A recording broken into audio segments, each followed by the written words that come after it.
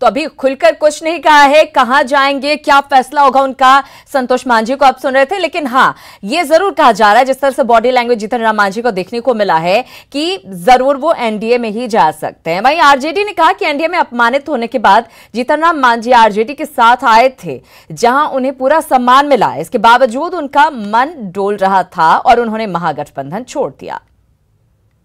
मांझी जी को बहुत बहुत शुभकामना है। हमारे नेता विरोधी दल श्री तेजस्वी यादव जी ने बार बार कहा है कि आदरणीय मांझी जी हमारे अभिभावक हैं। एनडीए में उनको अपमानित किया गया था, तब वो महागठबंधन में आए थे। आदरणीय लालू प्रसाद जी ने, श्री तेजस्वी यादव जी ने पूरा सम्मान दिया उनको। उनके पुत्र को आरजेडी कोटे से एमएलसी बनाया, लोकसभा चुनाव में 3-3 सीट दिया। इसके बाद भी उनका मन डोल रहा था और वो चले गए। तो जो चले गए उस पर क्या कहना, जो गए हैं, जो चले गए वो पछताएंगे, वापस फिर घर को लौट कर आएंगे। तो चुनावी मौसम है, चुनावी साल में एक दल से दूसरे दल में जाना कोई बड़ी बात नहीं है, लेकिन आरजेडी को इस मामले में झटके पर झटका मिल रहा है। चलिए कुछ और खबरों की बात कर लेते हैं। मुजफ्फरपुर की खबर की बात, जहां पर एनआरएचएम में फर्जीवाड़ा मामले में न्यूज 18 की खबर का बड़ा असर हुआ है। स्वास्थ्य मंत्री मंगल पांडे ने मामले की जांच के आदेश दे दिए हैं। मंत्री से बात की हमारे सहयोगी रजनीश ने। बिहार के मुजफ्फरपुर में एनआरएचएम योजना में बड़ी गड़बड़ी सामने आई है, जहां पर 13 महीने के भीतर एक 68 वर्षीय महिला 8 बार बच्चा पैदा करती है। ये दिखाया गया है और प्रोत्साहन राशि के नाम पर बड़ी गड़बड़ी सामने आई है। सीधे बात करेंगे स्वास्थ्य मंत्री मंगल पांडे से कि आखिर एक 68 वर्षीय महिला 13 माह में 8 बार कैसे बच्चा पैदा कर सकती है? नहीं, ये आपके द्वारा अभी संज्ञान में लाया जा रहा है और ऐसा कोई भी मामला होगा तो जांच किया जाएगा। जो दोषी होगा उस पर पूरी तरीके से कार्रवाई की जाएगी, कोई छूटेगा नहीं। स्वास्थ्य विभाग जांच का आदेश दे रहा है। अभी आप जस्ट संज्ञान में मेरे विषय ला रहे हैं, मैं आपसे पूरी जानकारी ले लूंगा और ऐसा कोई भी गड़बड़ी किया होगा तो बचने का सवाल ही पैदा नहीं होता। क्या अधिकारियों के द्वारा किसी तरह की जानकारी आपको दी गई है कि इस तरह गड़बड़ी सामने आई है? नहीं, अभी आपके द्वारा ये जानकारी मुझे प्राप्त हो रही है कि ऐसा कोई मामला हुआ है, तो आपसे जानकारी प्राप्त करके फिर उस पर कार्रवाई होगी। क्या लग रहा है कि मोटा रकम है उसमें गड़बड़ी आई है या फिर प्रोत्साहन राशि जो है? ये रकम प्रोत्साहन राशि कितनी होती है? शायद हमको जहाँ तक जानकारी है 1400 रुपया करीब होता है प्रोत्साहन राशि। तो 1400 के हिसाब से जोड़ लीजिए कि कितनी की गड़बड़ी हुई होगी। लेकिन सरकारी राशि कुछ भी हो, यदि किसी ने गलती किया है तो वो बचेगा नहीं। वो बचेंगे नहीं, बिल्कुल कार्रवाई आप करेंगे। बिल्कुल बिल्कुल। तो स्वास्थ्य मंत्री मंगल पांडे ने न्यूज 18 की खबर का संज्ञान लिया है और इन्होंने साफ कहा है कि जानकारी मिली है और स्वास्थ्य विभाग पूरे मामले की जांच करेगा। यानी इन्होंने अब जांच के आदेश का भरोसा दिया है।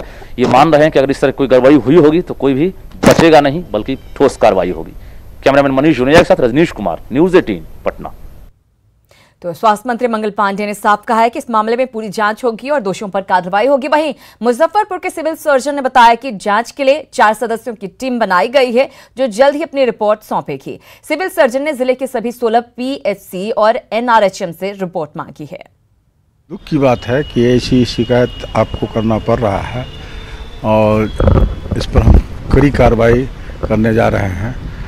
आप दूरभाष पर भी हमको सूचित किया था और आपको हम बुलाए भी थे कि कुछ प्रमाणिक दस्तावेज हमको दें, जिस पर हम सघन कार्रवाई करें।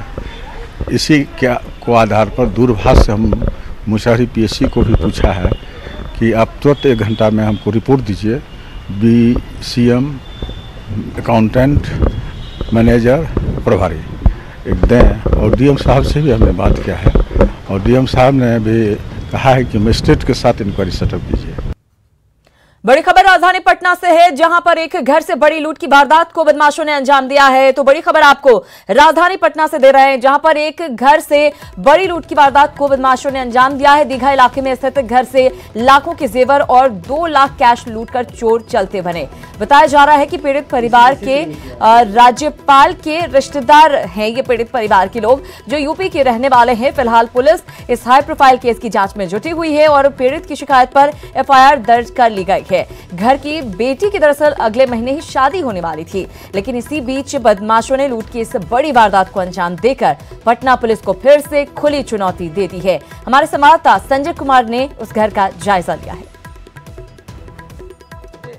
वही वो कमरा है जहां पर चोर घुसे थे और सबसे बड़ी बात है कि इस घर में बच्ची की शादी होने वाली थी। और इन आभूषणों को आप ध्यान से देखेंगे, ये सारे आभूषण जो अब खाली डब्बे पड़ गए हैं, इनको चोरों ने पूरी तरीके से खंगाल लिया है। ये आप पलंग के ऊपर है और इसके बाद आप नीचे की एक तस्वीर देखिए, जो आभूषण के डब्बे हैं वो आपको बता रहे हैं कि किस कदर चोरों ने भीषण चोरी की घटना को अंजाम दिया। लगातार ये इतने जो आभूषण के डब्बे पड़े हैं आप देख सकते हैं। जो घर के मालिक हैं हम उनसे बात कर लेते हैं, क्या ले गए चोर आखिरकार? सब बच्ची के शादी के लिए जेवरात सब रखे थे और प्लस दो को मेरे बहू है उनका भी उसी में था।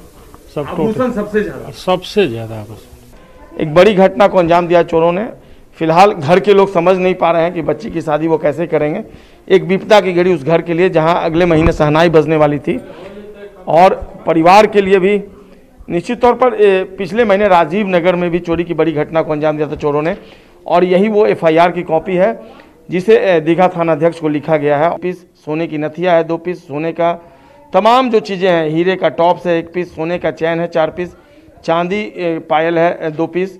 इसके अलावा पैतृक गांव से पटना में ज़मीन जो खरीदा गया उसके मूल कागजात हैं और 2 लाख रुपए कैश चोर अपने साथ ले गए। तो निश्चित तौर पर एक बड़ी घटना को चोरों ने अंजाम दिया है, जिसका प्रमाण ये एफआईआर है। जो पीड़ित हैं उन्होंने देवमुनि चौहान हैं, जो मूल रूप से यूपी के रहने वाले हैं, बिहार के गवर्नर साहब के वो परिजन भी हैं। और निश्चित तौर पर पटना पुलिस के लिए एक बड़ी चुनौती इस लिहाज से है कि पिछले महीने नेवी ऑफिसर के घर में जो चोरी हुई थी उस मामले का उद्भेदन पटना पुलिस नहीं कर पाई है। हालांकि सीसीटीवी कैमरे में सारी चीज़ें जो तस्वीर है वो कैद हो गई है और देखना होगा पुलिस इस आखिरकार इस मामले का कैसे उद्भेदन कर पाती है। कैमरा पर्सन मनोज के साथ संजय कुमार, न्यूज़ 18 दीघा, पटना।